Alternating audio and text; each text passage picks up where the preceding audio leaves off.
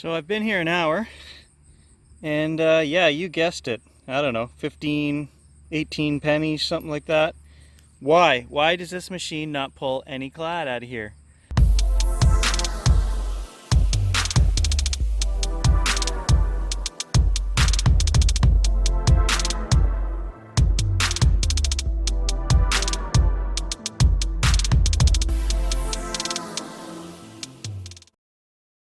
Hey guys, Unfrequented World, just out exploring some parks in town. They've probably been hit by everybody who owns a detector, but we're gonna try them anyway. Should be 50s era, so you never know what's here. Surprisingly, I don't think this place has been dug. A lot of trash, just like all the other school sites that I've been to in town, but pennies. I've pulled 6 pennies in about 6 minutes, so if it had been dug, I mean, hey, those are good coin signals, so I know John would always say, it's been picked over. To me, there isn't a machine out there that can discriminate between a penny and another type of coin. I mean, they all are going to ring up into that good 20, well, if the Knox, 24, 25 or more. So, could be silver too, who knows? All that being said, I'm not really a clad hunter anyway, so I don't know what my problem is. My problem, I guess, is I'm trying to learn the dang machine. And if you can't get good solid coin signals on coins, then there's that sense of doubt. That's the bottom line. Do I love the machine? Yeah.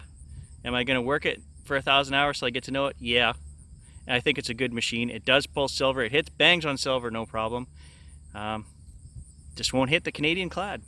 We're going to have to do an experiment. I'm going to have to come back here and do this trashy site with the AT just to see how much coinage, did we leave behind. It frustrates me to leave anything behind, even though I'm not a clad hunter. I'm like, if I'm going through all this trouble, hey, if I pick up $2 for coffee, I pick up $2, right? So I'm not necessarily a clad hunter, but I don't like leaving it for the next guy either, so. All right, new hat, new day. I'm back with the Garrett. We're gonna go over the same patch of ground we went over yesterday with the Knox. I'm just gonna see if I can pull up any more clad out of that same square. So this is what I covered yesterday. I just kind of zigzagged through there for an hour, and pennies, pennies, pennies. That's all I got. So let's try the AT. Well, first hole was not a coin. It rang up 77 like a coin, but it's just a piece of junk foil. Second hole, a 77 down there about 9 inches. Again, thought it was a coin. So let me explicitly state in this video, because there's always that one guy who wants to say this is not this machine is better than the other machine. I'm trying to figure out the Knox, and I'm using my AT to help me do that. And the question I'm trying to answer here is, am I missing Canadian Clad? Which I'm assuming I am, because I haven't dug a single nickel, dime, or quarter modern with the Knox in about 16 hours of use on it. So that's what I'm trying to answer today, using the AT by going over the same area we went over with the Knox yesterday. And what I'm finding, and I'm just pointing it out, I'm running on coin mode on the AT today, so we're discrimmed up to 35. I guess that's the default for pro coin. And I'm still getting all kinds of trash signals that are ringing up 77, solid 76. This is what I'm digging, and these are the things I'm getting. So far I haven't found any clad. I know I'm going to with this machine. But it's a trade-off. You're going to dig a lot more trash with the AT, which is ringing up as a good signal. Okay, there's a penny that we missed. Rusty looking. Wow. And again, that might have be more modern and not so much copper in it, and which could be why we missed it with the Knox. Could be a steel core. Solid 70 down there 6 inches. 70, 72 down there 5 inches. There's just no way to get rid of these signals on the AT. So, if it's coin sized and it's aluminum, it's going to ring up as a coin. So I'm not going to show you guys any more junk signals. That's just the point that I'm trying to make. So the first 6 holes here have all been aluminum or little balls of tin foil that have rung up exactly like a coin.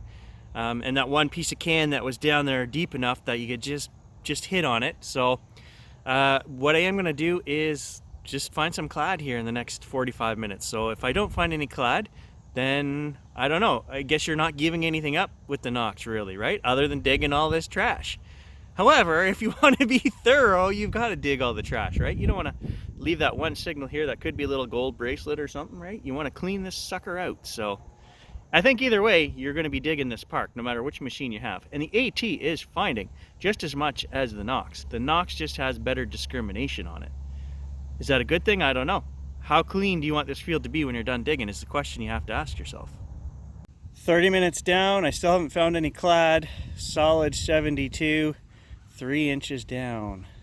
Oh, who's a good boy? Who's a good boy? It's not clad, but I just wanted to show you guys. 6 inches down there. Look at, little piece of a dinky car. Rang up just as nice and loud and clear as if that were a coin, and that's tiny. So I am not knocking the AT Pro. I will knock its VDI, that it bounces all over the place. We know that, but we still love it, don't we? Okay, that's it, 1 hour. I zigzagged back over the same square ground as yesterday. What did we find? I had a sneaky suspicion I was missing clad, but I think I've put that fear to rest. 1 hour with the AT, I did find 3 pennies. Now, that could be just because I just, you know, sometimes you miss things, right? And then the rest was all junk, a lot of little pieces of tin foil. And there's some small stuff here, guys. A little tiny nail, a little piece of a dinky car. I'm not knocking the AT Pro. I'm just showing that this is the garbage that you will pick as good signals with the AT that the Nox is going to discrim out. So again, I love the AT. It's just you dig a lot more crap. These all rang up, except these two rang into the 60s. But I just thought maybe they might be a nickel. Some of our nickels ring into that range, so I dug those. That was a curiosity dig. I knew that was too big for a coin, but it just piqued my interest. So these two were deep enough that they did ring up like coins, way down there, 72, 77. So yeah, that's it, guys. I am done with the test for today. This is a schoolyard. It should be full of coins and crap, and it is full of crap. It is full of pennies as well. I just assumed that there would be lots of clad. There's a huge area in behind that I haven't got to yet. Maybe that's more of the playground. Maybe there's more stuff there. We're gonna just grab the Nox and have 2 hours left, and I'm just gonna see what I can find with the Nox. If I find anything interesting, you guys will see it. Hey, we did it! 17 hours. I have a dime, and you should have seen the signal anywhere from -7 up to 19, I think. I'll swing the Nox over just to show you guys. That's the problem. You're not, you know, really the AT doesn't get that strong of a signal on Canadian dimes either. It's a scratchy, as John liked to call them, but it would ring into the 70s and 80s, so you would know that there was a coin there. It's just a matter of learning this machine as well. The signal was all over the place, not solid, but it did detect it. It was down there probably 8 inches in a sand hole. I'll show you. There's the hole it came out of, and there's the dime. So I'll show you guys what the signal rings up on. With that, it's not pretty.